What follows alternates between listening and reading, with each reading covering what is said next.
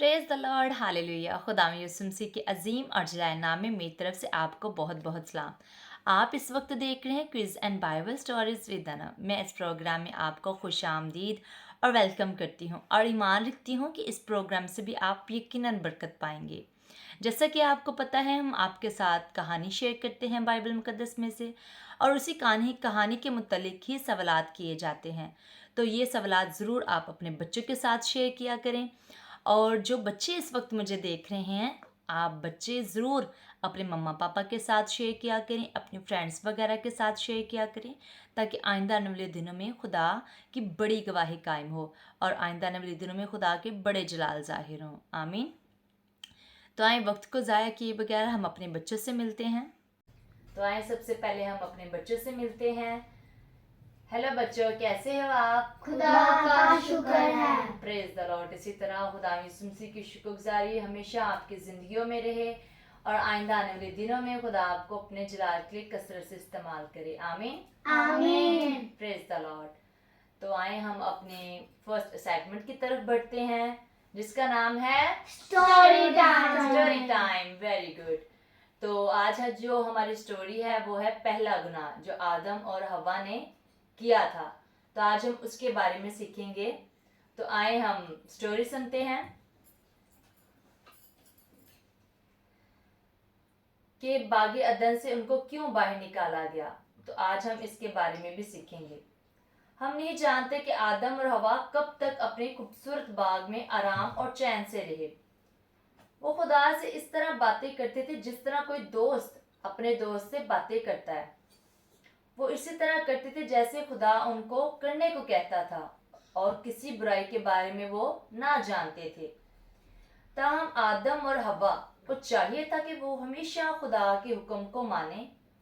खुदा ने आदम और हवा से कहा, तुम एक दरख्त के सिवा बाग के सब दरख्तों का फल खा सकते हो। अगर तुम इस दरख्त का फल खाओगे तो तुम मर जाओगे। यानी कि एक दरख्त का फल खाने से बस रोका था।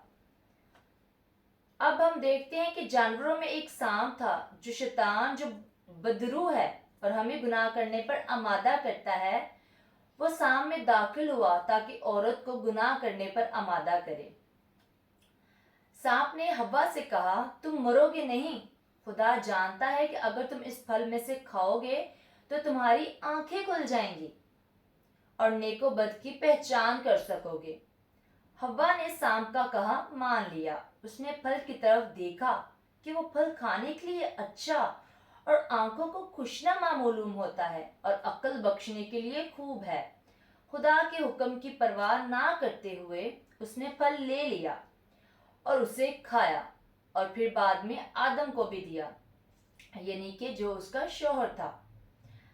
इस शाम जब आदम और हवा ने खुदा की आवाज सुनी, वो खुदा के पास ना आए जैसे पहले आते थे। वो डरे और खुदा उन्होंने अपने आप को छुपाने की कोशिश की। उनकी नाफरमानी की वजह से खुदा ने हव्वा से कहा कि तो दुख और दर्द में मुब्तला होगी और तेरा खावन तुझ पर हुक्मरानी करेगा। और उसने आदम से कहा, चूंकि तूने अपनी बीवी का कहा माना है और जब उसने तुझे गलत काम करने के लिए कहा तो भी अपनी मुशक्कत और पसीने की रोटी खाएगा और जमीन तेरे लिए कांटे और ऊंट कुटारे उगाएगी। खुदा ने सांप पर भी लानत भेजी। आदम और हवा अब अपने बाग वाले घर में नहीं रह सकते थे क्योंकि उन्होंने खुदा की नाफरमानी की थी। तो फिर खुदा ने उनसे नाराज होकर उन पर लानत भेजी। खुदा ने उन्हें बाहर निकाल दिया और बागे अदन के दाखला के दरवाजे पर अपने फरिश्तों को 16 जन तलवारें लिए हुए रखा है। आमीन आमीन। तो आज की हमारी ये स्टोरी थी। यकीनन आपको भी अच्छी लगी होगी। बच्चों, आपको आज की स्टोरी की समझ आई है? यस। तो हमें खुदा की फरमाबरदारी करनी चाहिए। बागी अदन में खुदा ने जो उनको बहुत खूबसूरत बाग बना के दिया हुआ था, हर दुनिया की उसमें चीज़ें थी, फ्रूट्स था, हर चीज़ थी खाने के लिए। तो फिर भी उन्होंने, खुदा ने कहा था कि तुमने एक दरख्त का फल नहीं खाना, जो उन्होंने खा लिया, खुदा के हुक्म की नाफरमानी की। तो फिर खुदा उनसे नाराज हो गया और फिर खुदा उनको बाग अदन से बाहर निकाल देता है। ठीक है।